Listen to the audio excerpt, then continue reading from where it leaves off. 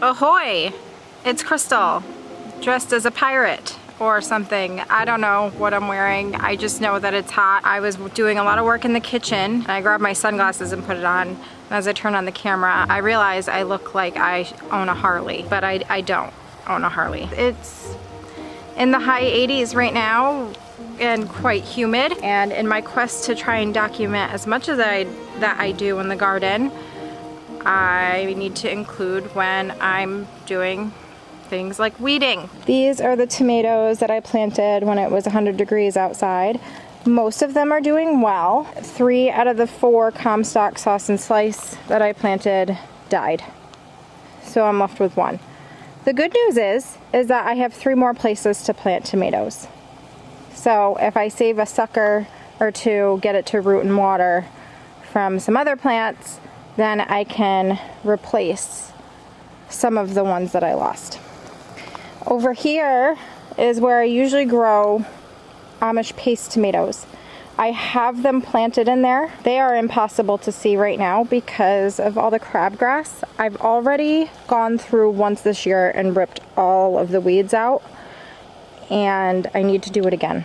This is about 4 feet by 9 feet, 8 feet, 10 feet, somewhere around there, of weeds that I am going to take care of right now. If I make it further, I'd really like to get the weeds out from behind this garlic bed here.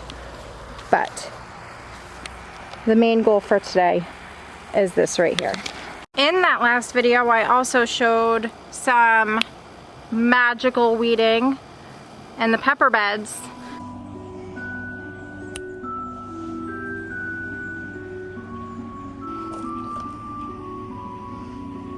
The crabgrass had started to take over the pepper beds, and I just went in and right before I planted the tomatoes, took care of it, and it looks so much better, and the plants will do a lot better too because of it. All right. Let's try this method. Nope. So I have 2 things that I'm using to make my weeding easier. One is this Ahoy knife, big fan of it. Really gets in there. It's serrated on one side so I can saw through if I need to, if the weeds are really aggressive. And the other one is this little scoop shovel that I have, and it's sharp on the end, and I can slide underneath the roots and pop out the weed. So those are the 2 things I'm using today. That and my hands. This is crabgrass, and I hate it.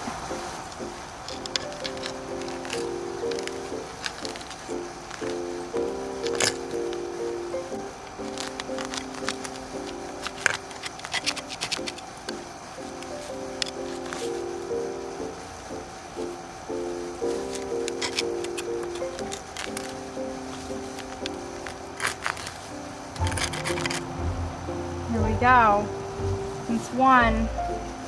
Need to get a bucket.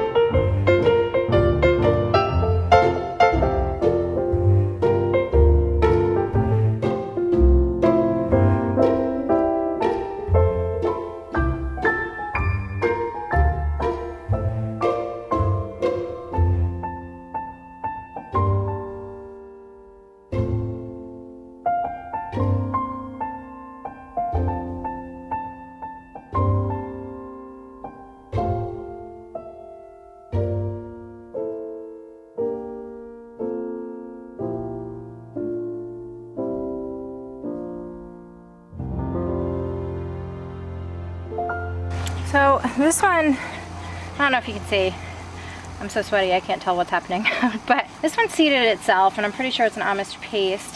I'm gonna bury it in this hole. The other tomato plant that I had in here obviously is not here anymore. It probably didn't make it. So I am going to put this one in its place.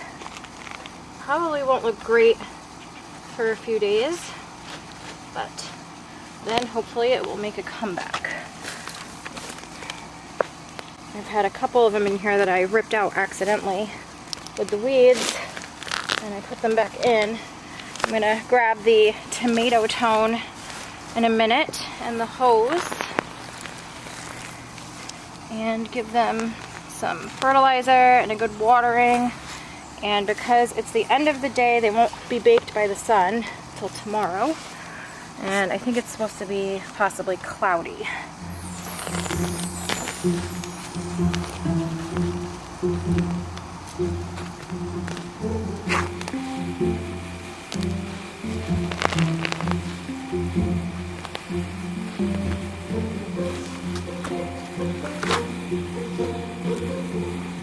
I've got the tomato tone here. I don't have very much of it left, but I have enough to do this. I think they're all Amish paste tomatoes that I planted in from peat pellets. One of them was a little sad down there because I accidentally ripped it out of the ground, but there was some roots still on it, and I'm gonna water it in really good. And then this one down here, self-seeded, so it was just like surface rooted to the landscape fabric, and it came off, like I was just able to peel it off, and I buried it in a spot that I had a tomato plant. Now we're back to 6 Amish paste tomatoes hopefully, or maybe 5 and a surprise.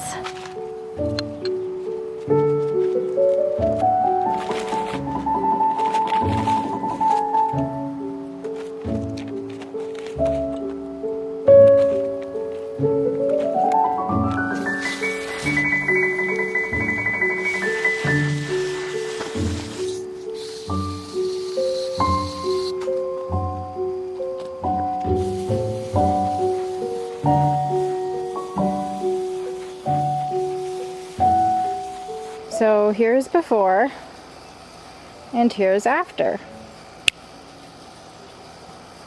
Not bad. I didn't do the bestest job, but it looks a million times better, and I look at this spot right from my kitchen. It's been bothering me when I was working so much in the kitchen today. I did not get to over here, but it's okay. One last thing I want to get done is over here in the Roma tomato bed. I have San Marzano and Martino's Roma tomatoes growing. And the San Marzano tomatoes that I bought from a store, they are already starting to produce tomatoes, but they're also falling over.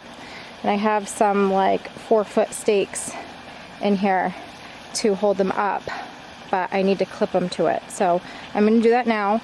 Yesterday, I didn't film it, and I wish I did, but there was a bunch of yellowing brown leaves at the bottom of these plants. There needs to be good airflow.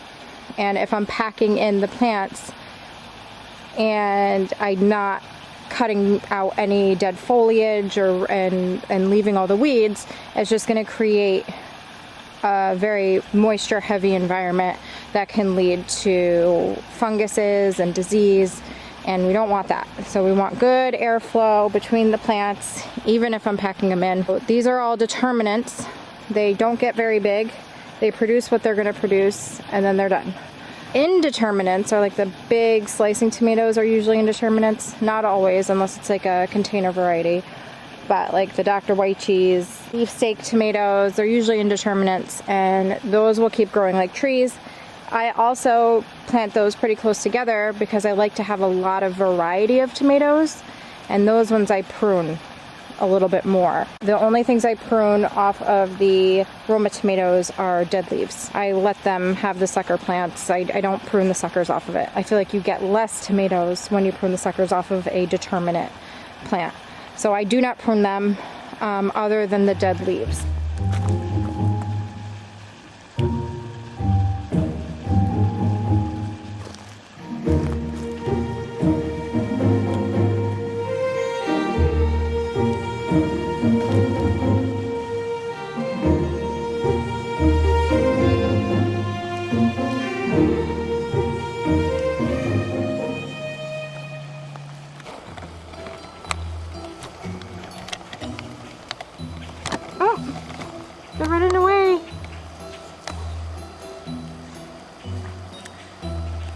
Those are our new chicks. Well, not really. They're about 3 to 4 months old now, so they're pullets. We let them out with the hens. It's a risk, but they're doing really well. I think that's gonna do it for this video. 1 hour today in the garden, and we got a nice chunk weeded, and it looks so much better. Totally worth it. But thank you so much for being here, and I will see you next time. Bye!